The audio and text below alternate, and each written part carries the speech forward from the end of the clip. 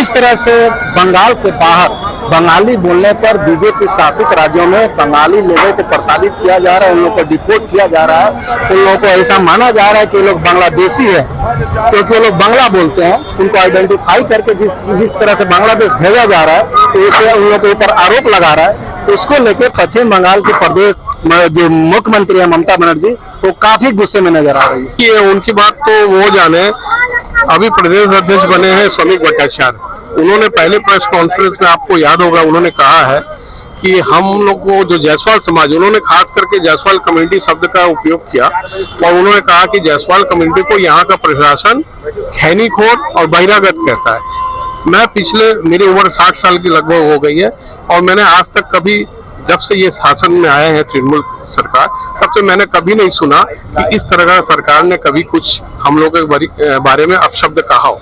तो ये बीजेपी के जो प्रदेश अध्यक्ष आकर के इस तरह का जो एक अपभ्रंश फैला रहे हैं, ये अनगल बात कर रहे हैं जिसका कोई सिर पैर नहीं है। हम इसका विरोध करने के लिए यहाँ आए हैं कि ममता बनर्जी और उनकी सरकार में जितने भी सैनिक है, कर्मी है, वो बहुत हम लोगों का, हम जायसवाल समाज के बहुत से संस्थाओं से जुड़े हुए हैं। उनके जितने भी रक्तदान शिविर, टीएमसी के जितने भी रक्तदान शिविर, सोशल काम होते हैं, उनमें हम सभी जायसवाल समाज के अधिकारियों को आमंत्रित किया जाता है।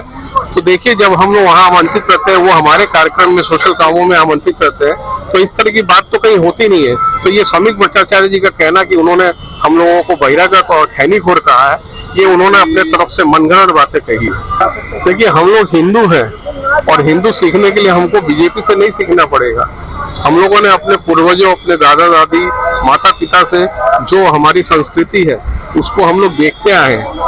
जो पूजा है, चाहे वो रामनवमी का है, वो सारी चीजों को देखते आए हैं।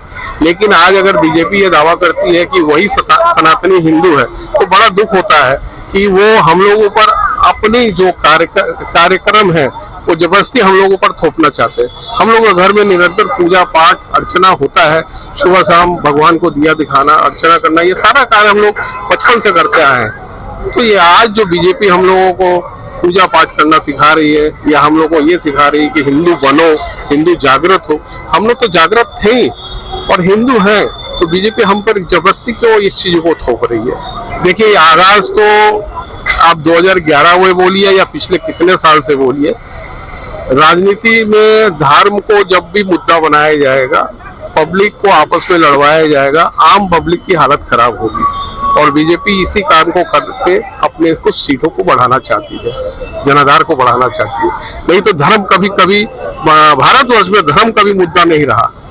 और लोग, सरकार शिक्षा पे क्यों बात नहीं करती है, रोजगार पे बात क्यों नहीं करती है, स्वास्थ्य पे क्यों बात नहीं करती है?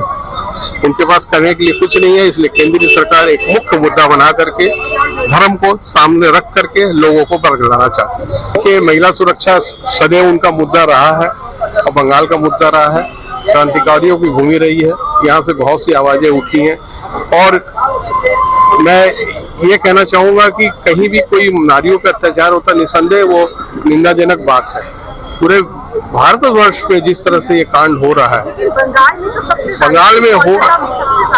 बंगाल में अगर कोलकाता में भी हो रहा है, तो जो क्रिमिनल है, अपराधी अपराध करता है, डकैत डकैती करेगा, चोर चोरी करेगा, उसके लिए प्रशासन मुस्तैद रूप से उनको सजा दिलाने के लिए, पकड़ने के लिए और कोर्ट तक ले जाने के लिए और कोर्ट के माध्यम से उसे सजा दिलाने के लिए प्रतिबद्ध है। यहाँ पे तो हम लोग कोई गाफिलती नहीं देखते हैं, पुलिस अपनी कार्रवाई करती है। यही बात है, मारवाड़ी, बंगाली, राजस्थान के जितने लोग भी यहाँ आए हुए हैं, जिसका जन्मभूमि भले ही राजस्थान हो, कर्मभूमि बंगाल है, वो यहाँ आकर के यहाँ की जितने भी कार्य पद्धति है उस पर अपना योगदान कर रहे हैं। वो टैक्स पेई है, यहाँ पे आकर के अपना व्यवसाय करते हैं और सरकार भी उन्हें ससम्मान, उन्हें अपने हर कार्यक्रम में शरीक करती है, बुलाती है और सम्मान देती है। और एक आम नागरिक को क्या चाहिए, अगर प्रदेश की मुख्यमंत्री अगर उनके साथ है, उनके सुख दुख हर दर्द में उनके साथ है, हम आम नागरिकों को तो यही चाहिए। हाँ जी, ये बहुत सही बात है। बंगाल एक, समझ लीजिए, एक मिनी भारत की तरह, यहाँ के लोग, सभी प्रांत के लोग यहाँ रहते हैं, आपस में मिलजुल कर रहते हैं। लेकिन जिस तरह से कुछ राजनीतिक पार्टियां आपस में लड़ाने का काम कर रही है, वो इस बंगाल की संस्कृति के खिलाफ है। ममता बनर्जी के शासनकाल में हम लोग बहुत सुरक्षित हैं। और देखिए, हमारे हाथ में, मैं खुद एक जायसवाल परिवार से बिलोंग करता हूँ, मेरी पैदाइश हम लोग रहन सहन यूपी के हैं, लेकिन बंगाल में हम सुरक्षित और सम्मान से रहते हैं।